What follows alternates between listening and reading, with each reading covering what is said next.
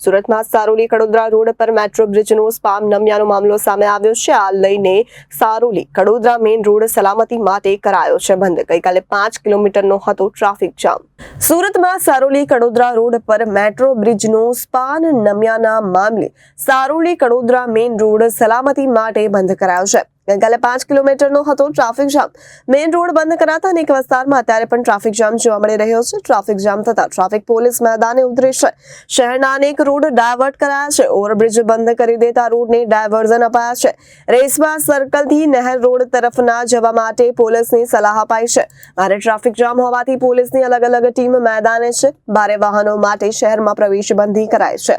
Bridge સ્પામનું કામ હજુ 2 દિવસ સુધી ચાલશે। ટ્રાફિક જામને લઈને કઈ રીતે પોલીસ હાલમાં સુરત કડોદરા રોડ પર મેટ્રોની જે કામગીરી ચાલે છે ત્યાં આગળ ભરત કેન્સર હોસ્પિટલ આગળ મેટ્રોનો જે સ્પામ લગાવવાની કામગીરી ચાલતી હતી એમાં એ સ્પામ ડેમેજ થઈ જતાં હાલમાં એ રોડ બંધ કરવાની જરૂરિયાત ઊભી થઈ છે। હાલમાં સ્પેન રિપેરિંગ કરવાની કામગીરી મેટ્રોની ટીમ તરફથી ચાલી રહી છે, પરંતુ સંપૂર્ણ હાઈવે બંધ કરવામાં આવતા તમામ ટ્રાફિક ડાયવર્ઝન આપવાની જરૂરિયાત ઊભી થઈ છે, જેના કારણે અમે ટ્રાફિક પોલીસ તરફથી પર્વત પાટિયાથી કેનાલ રોડ થઈને સંપૂર્ણ ટ્રાફિકનું ડાયવર્ઝન આપવામાં આવ્યું છે। કડોદરા તરફથી જે વાહનો વ્યવહાર આવે છે એના માટે અમે કુબેરજી 4 રસ્તા, કુબેરજી માર્કેટ જે છે ત્યાંના 4 રસ્તા, સણિયા હેમત ગામ, સારોલી ગામ એવા 2-3 અલગ અલગ જંકશન પરથી અમે ટ્રાફિકને ડાયવર્ટ કર્યું છે।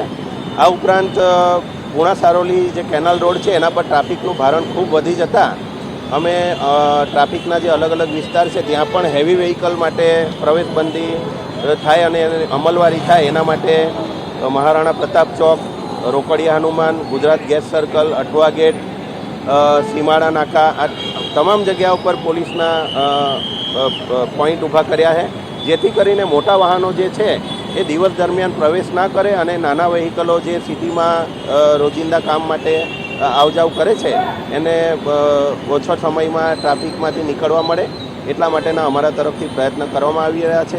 અને આપના માધ્યમથી હું ખાસ આપણી સુરતની જનતાને નિવેદન કરું છું કે આ જે કેનાલ રોડ છે એના પર ટ્રાફિક ખૂબ હોવાથી બીજા જો એમના ધ્યાનમાં કોઈ વૈકલ્પિક નાના માર્ગો હોય તો એનો પણ ઉપયોગ કરી લે અને ટ્રાફિક પોલીસ હાલમાં ઓછામાં ઓછા સમયમાં તમે પોતાના ડેસ્ટિનેશન પર પહોંચો એના માટે પ્રયત્નશીલ છે, તો એમાં પણ સહકાર આપવા વિનંતી છે આપણે।